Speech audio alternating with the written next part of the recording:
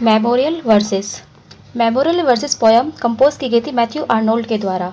ये एक एलेजी है जो कि अप्रैल 1850 में लिखी गई थी to mourn the death of the great English nature poet William Wordsworth. यानी कि जब विलियम वर्ड्सवर्थ की डेथ हो गई थी 23 अप्रैल 1850 ईस्वी में, तो ये जो एलेजी है ये मैथ्यू आर्नोल्ड ने उन्हीं के ऊपर लिखी थी। और इस एलेजी में केवल विलियम वर्ड्सवर्थ ही नहीं, उन्होंने दो और जो ग्रेट पोइट थे उनको भी ट्रिब्यूट है ये एलेजी। एक थे गोथे और एक थे Lord Gordon Byron. Goethe, Lord Gordon Byron और विलियम शेक्सपियर, ये तीनों ही महान जो पोइट्स थे और इन तीनों ने ही जो है फ्रेंच रेवोल्यूशन भी देखी थी। ये पोएम 8 स्टैंजा में डिवाइड है जिसकी कोई भी सिंगल राइमिंग स्कीम नहीं है। जो गोथे थे उनकी डेथ हुई थी 1832 में। गोथे की डेथ हुई थी 1832 में और जो लॉर्ड बायरन थे उनकी डेथ हुई थी 1824 में।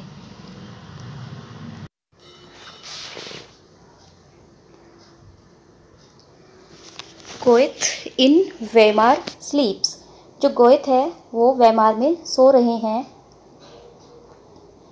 एंड ग्रीस, और ग्रीस ने, ग्रीस जो एक कंट्री है, लॉन्ग सिंस बहुत पहले सा देखा था बायरन्स स्ट्रगल सीज, बायरन का संघर्ष, सीज जो कि अब रुक गया है। यानी कि लॉर्ड बायरन की डेथ को भी काफ़ी टाइम हो चुका है। But one such death remained to come, लेकिन एक मृत्यु जो अभी आनी बाकी थी। The last poetic voice is dumb, वह आखिरी पोइटिक आवाज़ जो कि बंद होनी थी। वी स्टैंड टुडे बाय, और आज हम उस जगह पर खड़े हैं, यानी कि आज वह मृत्यु भी हो गई है।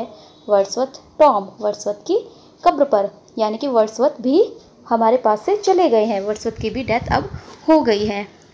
व्हेन बायरन्स आई, सेकंड जो स्टेंजा है इसमें जो बायरन के बारे में बात कर रहे हैं। When Byron's eyes were shut in death, जब बायरन्स की आंखें बंद हुई थी, मृत्यु ने जब बायरन्स की आंखों को बंद कर दिया था। वी बोड अवर हेड, तो हमने अपने सरों को झुका लिया था। एंड हेल्ड अवर ब्रीथ, और अपनी सांसों को रोक लिया था। ही टॉट अस लिटिल, उन्होंने हालांकि हमें बहुत कम सिखाया है, ये ऐसा नहीं है कि उन्होंने हमें बहुत कुछ सिखाया है।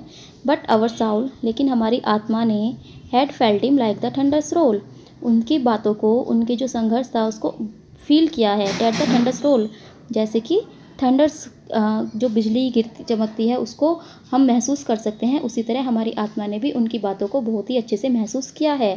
विथ शिवरिंग हर्ट, और कांपते हृदय से, द स्ट्राइफ, वह संघर्ष, वी सा, हमने देखा था, ऑफ पैशन, उनके पैसन का, विद एटर्नल लॉ, उस शाश्वत कानून के खिलाफ।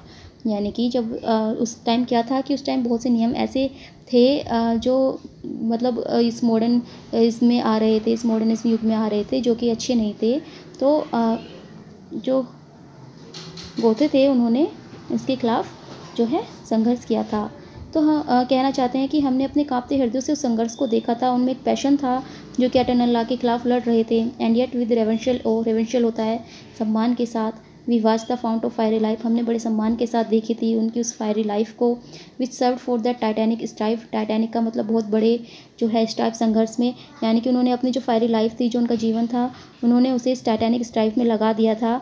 उन्होंने बहुत बड़ा संघर्ष किया था और हमने बड़े सम्मान के साथ उनके संघर्ष को देखा था। अब बात करते हैं गोथे की, थर्ड स्टेंजा में। व्हेन गोथेस डेथ वाज टोल्ड, जब गोथे की मृत्यु के बारे में हमें बताया गया। वी सैड, तो हमने बोला। Sunk then is Europe's sagest head, कि यूरोप का सबसे वाइजेस्ट मैन चला गया है।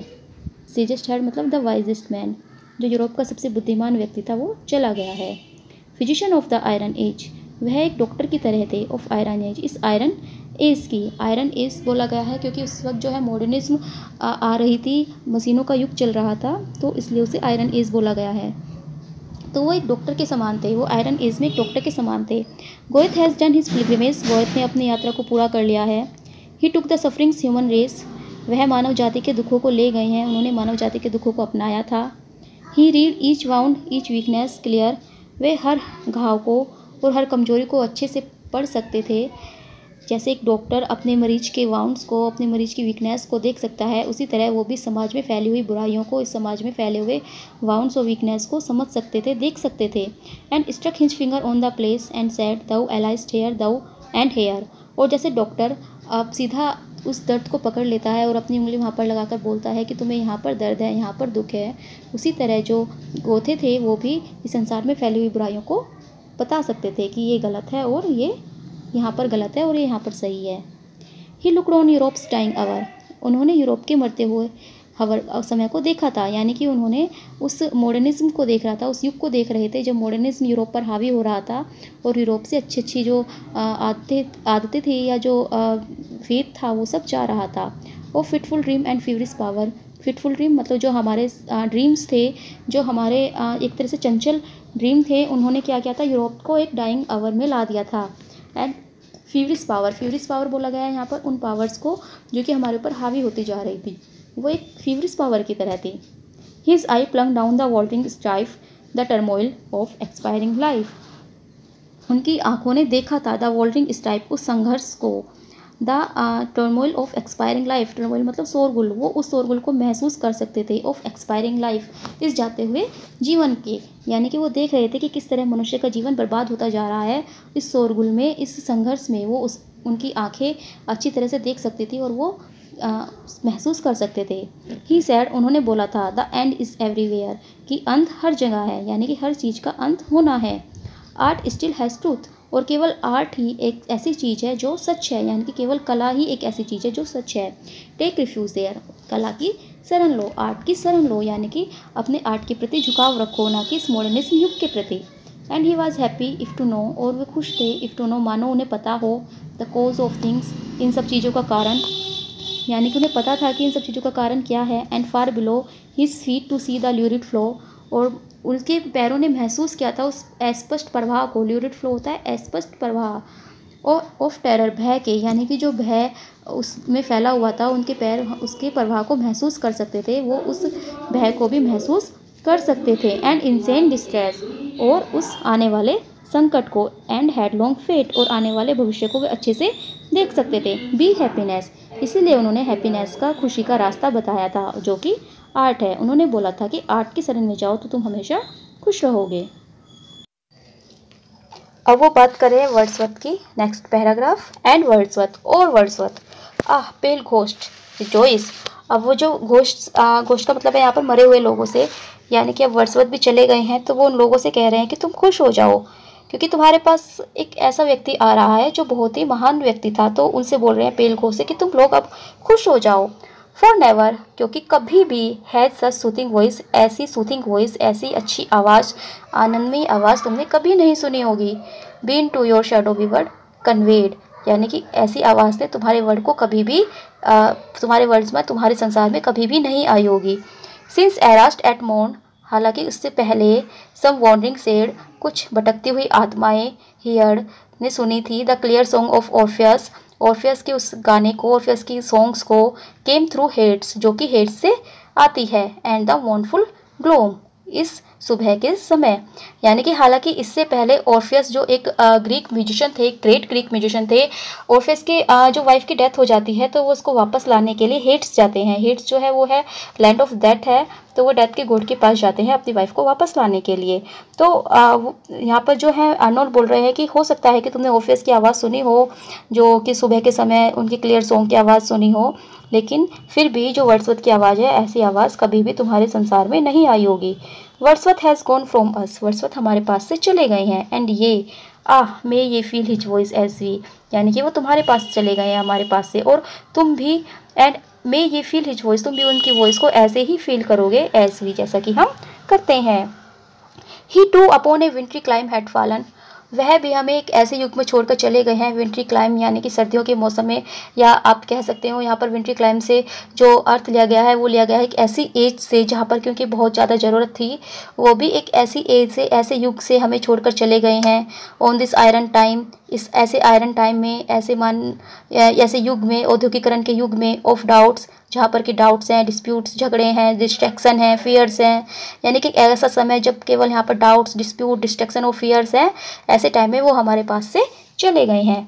ये जो लाइन है, डाउट, डिस्प्यूट्स, डिस्ट्रैक्शन, फियर्स, इसमें कौन सा फिगर ऑफ स्पीच है? एलिट्रेशन, क्योंकि इसमें जो है डी बार बार आया हुआ है। He found us when the age had bound, उन्होंने हमें ऐसे समय में पाया था जबकि इस युग ने हमें बांध रखा था। आवर साउल्स, हमारी जो साउल्स है उनको, इन इट्स बिनमिंग राउंड, अपने आप में, यानी कि जब ये एज हमारे ऊपर हावी होती जा रही थी, हमारी आत्माओं को इसने बांध लिया था, तो उस वक्त में जो है ये विलियम वर्ड्सवर्थ आए थे। ही स्पोक, उन्होंने बोला था या उन्होंने अपनी कविताएं सुनाई थी। And लूज्ड our heart in tears, और हमने अपने हृदय को खोल दिया था, हमारे आंसू बह निकले थे, यानी कि हमने अपने दुखों को उनके सामने बोल दिया था। ही लेड अस, वे हमें ऐसी जगह लेकर गए थे, एज वी, मानो वी ले एट बर्थ, हमारा अभी अभी जन्म हुआ हो, on the cool flowery lap of earth, इस पृथ्वी के जो फ्लावरी लैप है, जो पृथ्वी की फूलों भरी गोदी है, वादियाँ हैं, उसमें हम लेटे हों। Smiles broke from us and we had ease, और हम हंस रहे थे, यानी कि हम खुश हो गए थे उनकी पोइट्री को सुनकर। एंड वी हैड ईज, और हमें बहुत ही शांति मिल रही थी, यानी कि उन्होंने हमें ऐसी ऐसी पोइट्री सुनाई है, ऐसी ऐसी पोएम्स उन्होंने हमारे लिए लिखी हैं जो जिसने हमें बहुत ज़्यादा खुश कर दिया था। द हिल्स वर राउंड अस, उस समय क्या था जब वर्ड्सवर्थ थे, जब उनकी पोयम हमारे पास थी, तो द हिल्स वर राउंड अस, हम ऐसा लगता था कि हमारे चारों ओर पहाड़ियाँ हैं। एंड द ब्रीज, और ठंडी ठंडी सुबह की हवाएं, went over the sunlit fields again, जो कि इस सूरज के जो प्रकाश के जो मैदान है इसको भरती है, यानी कि जो हवा सूर्य से भरे हुए मैदान के ऊपर से बहती थी। Our foreheads felt the wind and rain, और जो हमारे माथा था, जो हमारा सिर था या माथा था, वो इस विंड को, इस हवा को और बारिश को महसूस कर सकता था। Our youth return for there was shed on spirits that had long been dead, हमारी जो जवानी है वो लौट आई थी। For there was shed on spirits that had long been dead, और हमारी जो स्पिरिट जो कि बहुत पहले मर चुकी थी वो भी हमारे पास वापस आ गई थी, यानी कि हमारे अंदर एक नयापन सा आ गया था। Spirits dried up and closely furled the freshness of the early world, और हमारी आत्मा अब चली गई है, जैसे ही वर्ड्सवर्थ की डेथ हुई है ऐसे ही हमारी आत्मा भी हमारे पास से चली गई है, हमारी खुशियाँ चली गई है। The freshness of the early world, और इस संसार की जो फ्रेशनेस थी वो भी चली गई है। Since dark days still bring to light, हो सकता है कि इन बुरे दिनों के बाद कुछ अच्छे दिन भी आए, यानी कि रात के बाद जो है सूरज भी निकलता है, दिन भी आता है। Man prudence and man's fiery might, जो व्यक्ति के जो गुण है या जो व्यक्ति की जो फायरी माइट है वो वापस आ जाए। टाइम में restore us in his course, हो सकता है कि टाइम हमें दोबारा रिस्टोर कर दे, यानी कि हमें दोबारा जीने का कोई अच्छा वो दे दे, अच्छी जो मतलब होप दे दे, कुछ अच्छी चीज़ें हमें दे दे। Goethe sage mind and Byron's force, Goethe का जो सेज माइंड था, महान जो उनका मस्तिष्क था, जो उनके महान विचार थे, वो शायद वापस आ जाए। बायरन की जो फोर्स थी, जो संघर्ष करने की उनकी ताकत थी, वो वापस आ जाए। But where will Europe's latter hour again find Wordsworth healing power, लेकिन यूरोप अपने आने वाले समय में कहाँ से मिलेगी उनसे वर्ड्सवर्थ जैसी हीलिंग पावर, यानी कि वर्ड्सवर्थ की जो पावर थी हील करने की, वो अब यूरोप को कभी भी नहीं मिलेगी। Other will teach us how to dare and against fear our breast to steel, दूसरे हमें सिखा सकते हैं कि हमें किस तरह डेयर करनी चाहिए, यानी कि किस तरह हिम्मत करनी चाहिए, और डर के आगे हमें कैसे सीना चौड़ा करके खड़ा रहना चाहिए। Other will strength us to bear, दूसरे हमें सहन करने की शक्ति दे सकते हैं। बट हु, लेकिन कौन, कौन विल मेक अस फील, हमें फील कराएगा।